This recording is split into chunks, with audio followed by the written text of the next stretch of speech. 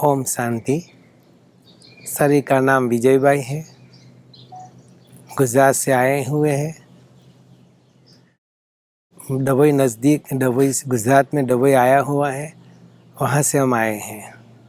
Professional में हम civil engineer थे, अभी रिटायर हुए हैं। ऐसे तो ज्ञान के पहले हमारा जीवन बहुत ही रफ एंड टफ था। हमारा पिताजी ज्ञान में पहले आए थे। वो बोल रहे थे कि आप जाओ, बहुत अच्छा है, भगवान आ चुका है ना। वही दादा लेखराज जो है वही कृष्ण बनने वाला है। तो मैंने सोचा कि ऐसे कैसे हो सकता है। फिर भी वो बहन जी है, वो ज्योति बहन नाम है, वो डबई सेवा केंद्र के संचालिका बहन है। वो हमारे घर बार बार आती थी और हमें कहती थी आप ज़रूर आओ। मैंने सोचा कि देखो बहन जी, ये सब भी दुकानें बनी हुई है पैसा कमाने के लिए। हमने अपने जीवन में बहुत ही पुस्तकें पढ़े हुए थे, गीता, बाइबल, कुरान सभी का अध्ययन किया था। लास्ट में हम यही मानने लगे थे कि सारी सृष्टि कर्म के सिद्धांत पे चल रही है। जब हम अच्छे कर्म करेंगे तो दुनिया की कोई ताकत नहीं है हमारा बुरा कर सकते हैं, और जब हमारा कर्म अच्छा नहीं है तो भगवान भी हमें सुख शांति नहीं दे सकता है। तो फिर हम वहाँ आकर क्या करेंगे। फिर बार बार बहन जी हमें बुला रही थी, तो हमने सोचा कि देखो बहन जी तो बात ही अच्छी कर रही हैं, सबको अच्छी सलाह दे रही हैं, सबका जीवन अच्छा बना रही हैं, तो कार्य तो अच्छा कर रही हैं।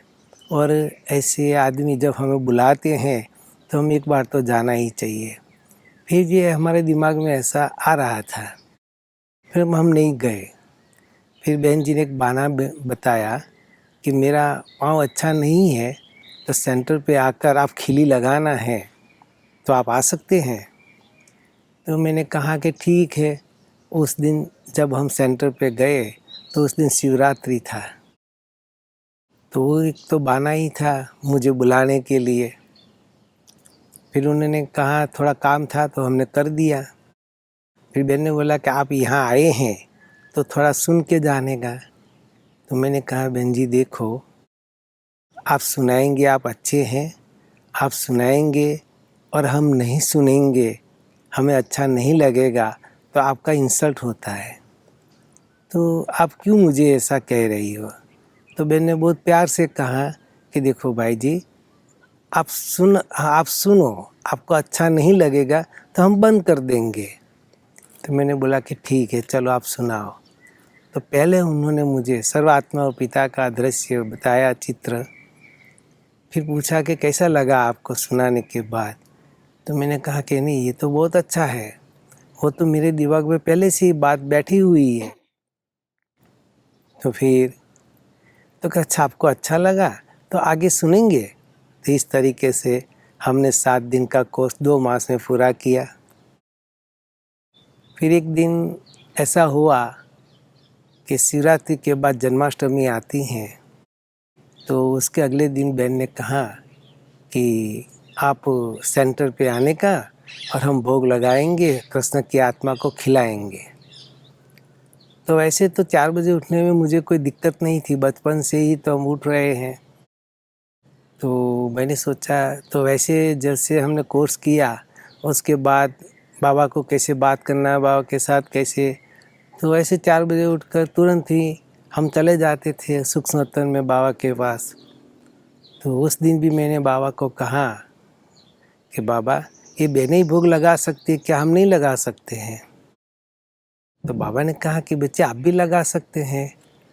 तो हम भी 2 मास से तो सेंटर पे जाने लगे थे। तो जन्माष्टमी के दिन हम तो तैयार होकर सेंटर पे चले गए। सुबह में बाबा के साथ ऐसे बातें हुई। फिर जब भोग लगाने की शुरुआत हुई तो मैंने सोचा कि मुझे ही भोग लगाना है। तो जैसे गीत बजा तो तुरंत मैं बाबा के पास पहुंच गया। और बाबा को मैंने बोला कि बाबा मैं आपके लिए भोग लेके आया हूँ। तो बच्चे क्या लेके आए हो? तो मैंने कहा बाबा मुझे क्या मालूम बहन जी ने अंदर क्या रखा है। तो वहाँ बोला कि अच्छा चलो आज बाप बच्चे को खिलाएंगे। तो मैं तो बहुत खुश हो गया। फिर बाबा ने ऐसे कपड़ निकाल कर तो देखा तो डिश थी, डिश में 3 कटोरियाँ थी। राइट साइड वाली कटोरी में हलवा था, बीच वाली कटोरी में पानी था और लेफ्ट साइड वाली कटोरी में मकई का पौवा था। जैसे वो बाबा ने तो क्या किया, अपने हाथ से एक स्पून लिया, स्पून से हमने हलवा खिलाया। जैसे हमने हलवा खाया तो मुझे इतना सुकून हुआ, इतना अच्छा लगा कि भगवान के हाथों से मुझ आत्मा ने हलवा खाया है। जैसे मैं शरीर में था उस समय जो हलवा खाते थे ऐसा ही टेस्ट का मैंने वहाँ महसूस किया। फिर मकई का पौवा भी खाया। फिर बाबा ने तो ऐसे हम सोचने लगे कि देखो ये तो मैंने अनुभव किया मगर उसका प्रत्यक्ष प्रमाण क्या है। तो जब ऐसा बुद्धि में ये चल रहा था संकल्प, तब बाबा ने पूछा बच्चे क्या सोच रहे हो। तो मैंने जब कभी किसी के सामने झूठ नहीं बोला है तो जो भगवान स्वयं पूछ रहा है तो हम झूठ क्यों बोले। जो हमारे अंदर था वो मैंने बोल दिया कि बाबा आपने वो खिलाया, मैं महसूस किया, मगर उसका प्रत्यक्ष सबूत क्या है, प्रमाण क्या है। अच्छा बच्चे प्रत्यक्ष प्रमाण चाहिए, जाओ नीचे जाकर देखो। तो ऐसे जब बाबा ने कहा तो मुझे कुछ दिखाई नहीं दिया। मैं बहुत प्रयत्न किया पर नहीं दिखाई दिया। यहाँ तो बहन क्या किया, लाल लाइट के बाद सफ़ेद लाइट हो गई और छोटी बहन जी वो लेकर भोग की डिश लेकर नीचे जा रही थी। तो मैंने सोचा कि चलो बाबा ने कहा है नीचे जाकर देखो, तो हम उनके पीछे पीछे गए। फिर बहन जी को बताया कि यहाँ रख दो, मुझे देखना है। तो वहाँ रख दिया। तो हमने देखा तो वो 3 कटोरियाँ थी। राइट साइड में कटोरी खोली तो वहाँ ही हलवा था। तो मैंने सोचा कि चलो वहाँ जो टेस्ट है ये ऐसा है कि नहीं। तो मैंने अपने हाथों से स्पून से लेकर हलवा खाया तो वही टेस्ट हमने वहाँ जो था वही टेस्ट हमने यहाँ महसूस किया। तो हमें ऐसा लगा कि दुनिया में सब लोग कह रहे हैं कि भगवान है, तो बहन जी ने कहा था भगवान आ गया, तो मुझे कैसे पता चला। तो मैंने अभी महसूस किया कि ये जो है मेरी आत्मा यहाँ से निकल कर वहाँ जाकर अनुभव किया और यहाँ प्रत्यक्ष प्रमाण भी वही बात है। तब से मुझे बहुत लगा कि नहीं कुछ तो है, मेरी आत्मा वहाँ से निकल कर वहाँ जा रही है। फिर तो मैंने बहन जी को बताया तो बहन जी ने कहा कि देखो बाबा का सबूत आपको मिल गया ना, अभी भगवान आ चुका है, आप वो कहता है वैसा करोगे। तो मैंने बोला कि हाँ करूँगा, क्यों नहीं करूँगा। तब से आज तक 40 साल हुए हैं। फिर जीवन में बहुत ही ये आया, बहुत ही ऐसे अनुभव बाबा के किया है हमने, हमारा जीवन पूरा बदल गया। पहले हमारा खान पान कैसे था, हमारे बोलने की वाणी की एक कैसे थे, है ना, गालियाँ बोलते थे, ये सब करते थे। जब पता चला कि भगवान आ गया है और मुझे भगवान देव बनाने के लिए आया है, तो मैं ऐसे थोड़ा खाऊंगा, ऐसे थोड़ा बोलूँगा, मेरी वाणी कितनी अच्छी होनी चाहिए। फिर तो मैंने अव्यक्त वाणियाँ 69 से जितनी भी थी सबका पढ़ाई की, बहुत अच्छी तरह से समझने की कोशिश की, है ना। तो तब से हम अभी तक बाबा को, एक बार फर्स्ट टाइम जब हम बाबा को मिलने के लिए गए तो बाबा ने हमें कहा था कि बच्चे तुम बहुत भाग्यशाली हो। ओम शांति भवन में बाबा रूबरू मिलते अव्यक्त बाप दादा। तो मैंने अपनी बहन से पूछा कि बहन जी जिन्हों को भगवान मिला है सभी भाग्यशाली हैं, तो बाबा ने मुझे ऐसे क्यों वरदान दिया। तो बहन जी को तो मालूम था। वो पूछे मैं क्यों पूछ रही हो, आप जाओ ने बाबा से पूछो। तो मैं फिर से बाबा के रूम में गया, बाबा से पूछा कि बच्चे बाबा देखो हम सब भाग्यशाली है, तो आपने मुझे ऐसा ही वरदान दिया था। बच्चे देखो ऐसा नहीं है, जो भगवान को अच्छी तरह से समझता है, जानता है, वही भाग्यवान आत्मा है, वही है। तो आप अच्छी तरह आगे चलकर भगवान को बहुत अच्छी तरह से जान पाओगे। तो भगवान को जानना मतलब क्या है, वो क्या करता है, क्यों करता है, किसके लिए करता है, कितना करेगा और कब करेगा, ये सब बातों को जानना बहुत ही अच्छी बात है। तो जब हम ऑस्ट्रेलिया गए मेलबोर्न, तो वहाँ तो वो रिट्रीट सेंटर था, तो हम अपने बच्चे के साथ वहाँ गए थे। तो हमारे बच्चे ने कहा कि आप आगे बैठ जाओ, जगह खाली है, तो हम बैठ गए। वहाँ की ऑस्ट्रेलियन बहन थी, वो तो मुझे पहचानती नहीं थी, मगर मेरे बच्चे को पहचानती थी। तो उन्होंने पूछा कि आपके साथ जो भाई आया है कौन है, तो उन्होंने कहा कि मेरा पप्पा है। तो क्या वो ज्ञान में चलते हैं, तो हाँ चलते हैं। तो कितने सालों से, तो 35 ईयर्स से। तो 35 ईयर वाला कोई था ही नहीं। तो फिर बोला कि अपने पप्पा को बोलो कि 3 मिनट में अपना अनुभव सुनाए। तो मेरा वो आया चिराग भाई मेरे पास, वो कहा कि पप्पा 3 मिनट में आपका अनुभव सुनाना, यहाँ 1 सेकंड भी जास्ती नहीं बोलना है। तो मैंने बोला ठीक है। तो मैंने बाबा से पूछा, बाबा उनको क्या सुनाएंगे 3 मिनट में? तो बाबा ने कहा बाबा बाप का परिचय सुनाना। अरे बाप का परिचय सबको है, इसलिए सब लोग यहाँ आए हैं, अब मैं आपका परिचय क्या सुनाऊँगा? भगवान निराकार ज्योति स्वरूप गुणों का सागर परम धाम का निवासी जन्म मरण चक्कर से रहित हूँ, वही उनको सुनाऊँगा। फिर चला आगे स्टेज और जा रहा था, फिर से बाबा को पूछा बाबा क्या सुनाऊँगा? तो बोले कि बाप का परिचय सुनाओ। फिर चेयर पे हम बैठे सल्ली पे, तो दृष्टि दिया। लास्ट टाइम पूछा बाबा क्या सुनाओ? तो बाप का परिचय सुनाओ। अब बाबा ने कहा, तो मैंने कहा कि बाबा देखो आपको जो सुनाना है वो सुनाओ।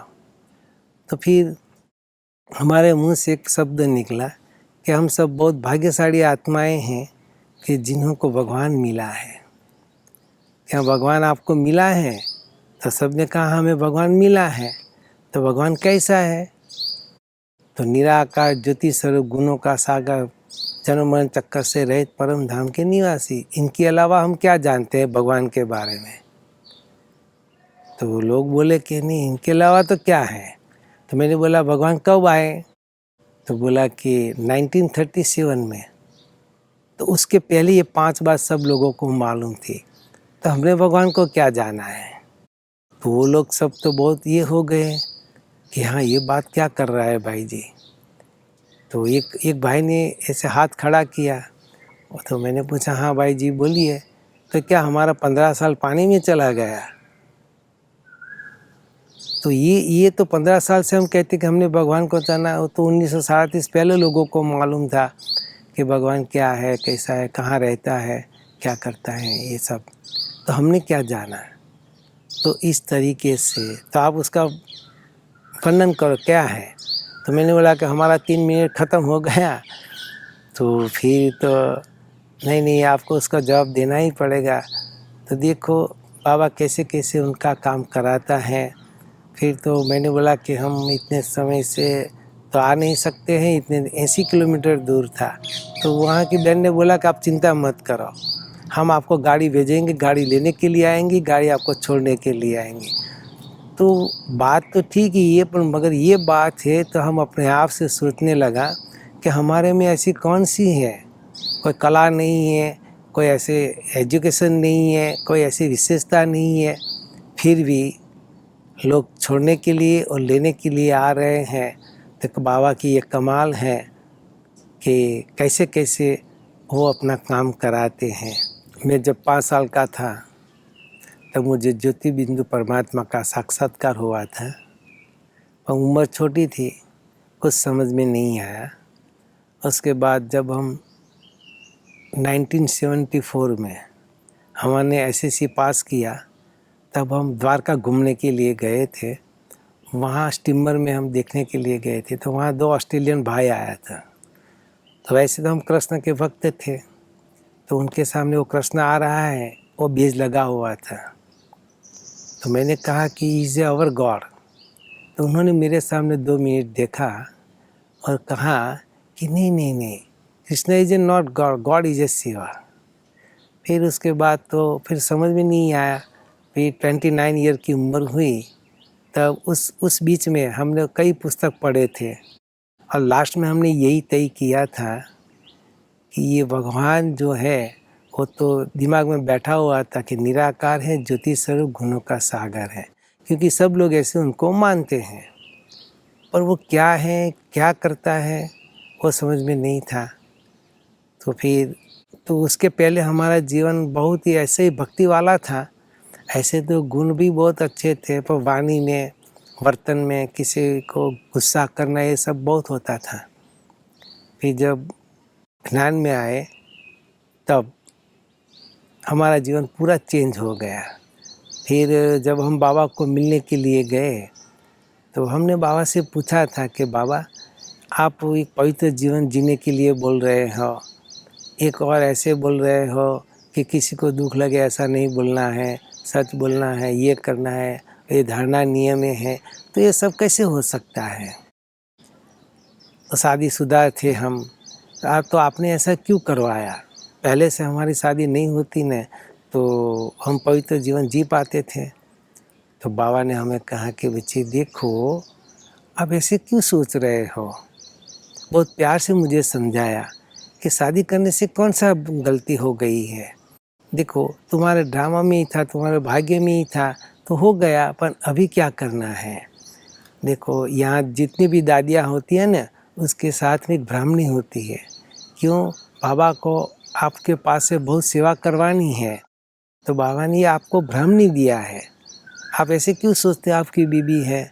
ऐसे सोचती क्यों हो? तभी आपको ऐसा लगता है ना हमें शादी किया, अच्छा नहीं किया। तब से हमारा नज़रिया बदल गया, है ना? हमारा जीवन इतना अच्छा हो गया, जीवन में इतनी खुशी, आनंद, प्रेम आ गया। तो बाबा हर एक बात को बहुत प्यार से हमको समझा रहे थे, हर एक बात को। हम प्रोफेशनल तो थे, सिविल इंजीनियर, नर्मदा प्रोजेक्ट में काम करते थे, कैनाल का पानी छोड़ने के, कैनाल साफ़ कराने की।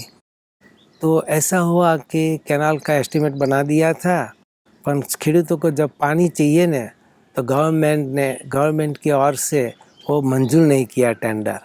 अब जब मंजूर किया तो 7 दिन बाकी हुए, तो सब पब्लिक हल्ला करने के आ गई हमारे पास।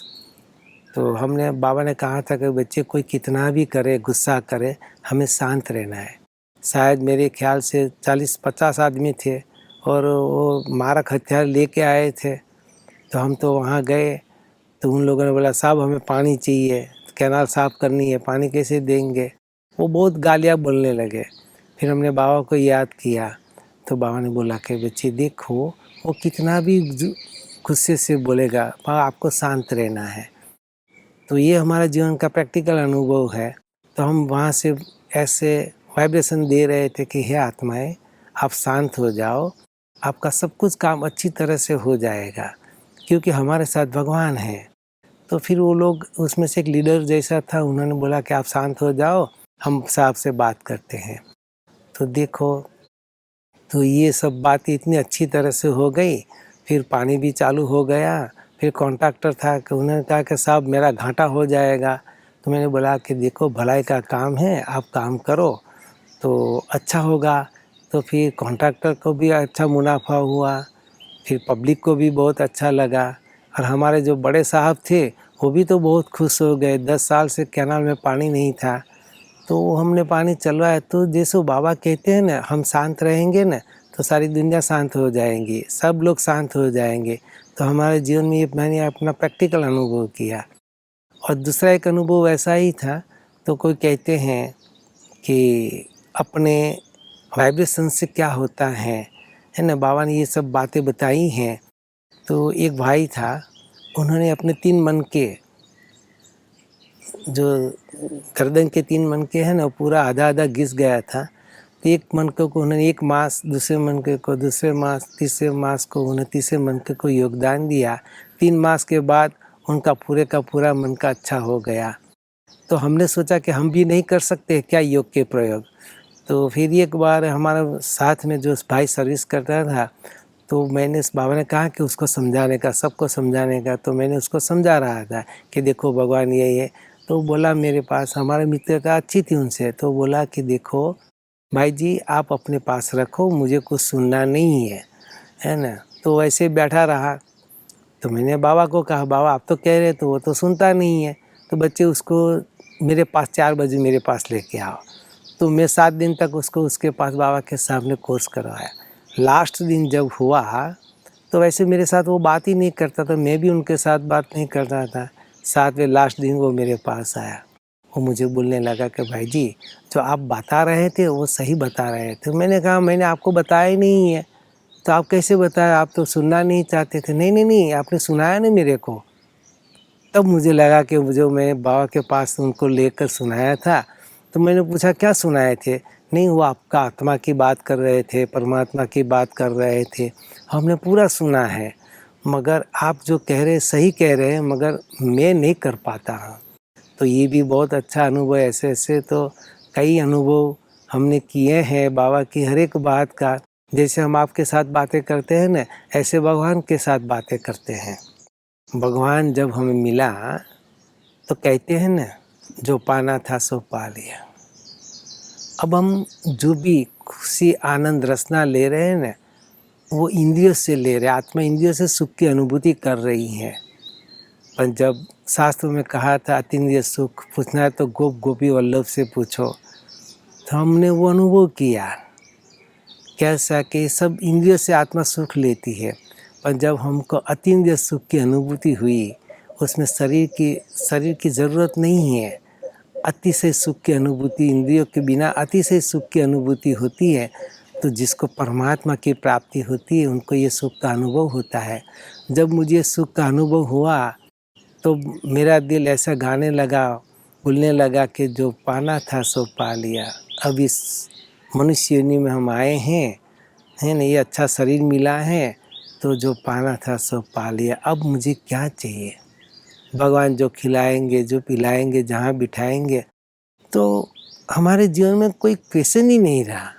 इतना अच्छी तरह से हमारा जीवन चलने लगा, है ना। अभी देखो हमारी 65 इयर्स की उम्र है, न डायबिटीज, लो बीपी, हाई बीपी का कुछ भी नहीं है, कुछ भी नहीं है। तो किसकी देन है।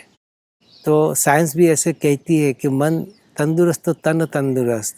तो मन को तंदुरुस्त कैसे रखेंगे, वो बाबा ने बहुत अच्छी तरह से हमने बताया। जब वो बताया तो हम वो करने लगे। ड्रामा का ज्ञान दिया, हर एक का पाठ का ज्ञान दिया। तो हमारे साथ कभी भी ऐसा होता था तो हम ये ज्ञान को याद करते थे। जब वो ज्ञान को याद करते थे तो हमारा मन एकदम शांत हो जाता था। हमने जो अनुभव किया है वो सारी दुनिया वाले लोग ऐसा अनुभव करें, उसके लिए हम ऐसे चाहते हैं कि देखो जीवन में सुख शांति और आनंद चाहिए। आफ्टर ऑल यही गोल है हर एक आत्मा का। तो कहाँ से आएगा, कौन देगा। तो धन है तो भी दुख है, नहीं है तो भी दुख है। परिवार है तो भी दुख है, नहीं है तो भी दुख है। शरीर है तो भी दुख है, नहीं है तो भी दुख है। तो हम सदा के लिए सुख की महसूस कब करेंगे, कैसे करेंगे। देखो इस दुनिया पे सुख देने वाला एक ही है, सुख शांति और आनंद देने वाला वो एक ही है, वो ही है परमात्मा। जिसको कोई परमात्मा कहते हैं, गॉड कहते हैं, अल्लाह कहते हैं, वो इस दुनिया पे आ चुका है। और आने के बाद वो हमें कह रहा है कि बच्चे जो मैं कहता हूँ वैसा तुम करो, है ना, तो तुम्हारे जीवन खुशियों से भर जाएगा। अब वो आने वाला नहीं है, वो आ गया है। और जीवन में सच्ची सुख शांति आनंद चाहिए तो वहाँ से ही मिलने वाले, उनके पास से ही मिले। हम कैसे। तो देखो हम चाहते हैं कि भगवान कहेगा, वो कृपा करेगा, आशीर्वाद करेगा तो हमारा अच्छा हो जाएगा, मगर ऐसा नहीं है, उसका तरीका अलग है। वो कहता है बच्चे देखो आप आओ, सुनो, भगवान को जानो, समझो, और वो जो कहता है वैसा करेंगे तभी हमारा जीवन खुशियों से भर जाता है। जैसे एक माँ अपनी बच्ची को कहती है ना, ससुराल में विदाई करती है तो कहती है बच्ची तुम्हारे ससुराल में ये हो तो ये करना, ऐसा होता है ये करना। इस तरीके से भगवान हमें कह रहा है कि तुम्हारे जीवन में जो भी मुसीबतें आती हैं तो ऐसा करना, ऐसा करना। और जो बच्ची उसकी सीख लेकर जाती हैं, फिर उसके जीवन में जब ये प्रॉब्लम होता है तो माँ को याद नहीं करती है। माँ ने जो कहा है वो याद करेगी तो उसका जीवन खुशियों से भर जाता है। यहाँ भी ऐसा है कि हमने भगवान ने जो कहा है वो हमें करना है। बड़ौदा में प्रजापिता ब्रह्मा कुमारी ईश्वरी विश्वविद्यालय का रिट्रीट सेंटर बन रहा है। वो तो हम वहाँ रिट्रीट सेंटर से सेंटर पे गए। शाम को 8 बज गए थे। बारिश बहुत ज़ोर से गिर रही थी। बहन जी ने कहा कि यहाँ खाना खा के जाना। मैंने बोला कि नहीं, पहली बारिश थी तो हम निकल जाएंगे। तो फिर जैसे हम 15-20 कदम आगे गए होंगे बाइक लेकर, तो बाइक ब्रिज था तो ब्रिज चढ़े तो बाइक में बंद हो गई। फिर हमने सोचा कि शायद पेट्रोल कम हो गया होगा, तो ऐसे नवा के फिर स्टार्ट किया तो स्टार्ट हो गई। फिर 4-5 किलोमीटर गए, वहाँ बाइक बंद हो गई फिर से। तो मैंने सोचा कि अभी पेट्रोल ख़त्म हो गया है, तो मैंने बाबा को कहा कि बाबा आप धक्का लगाने का है, देखो हम धक्का लगाए तो आपको भी लगाना पड़ेगा ना।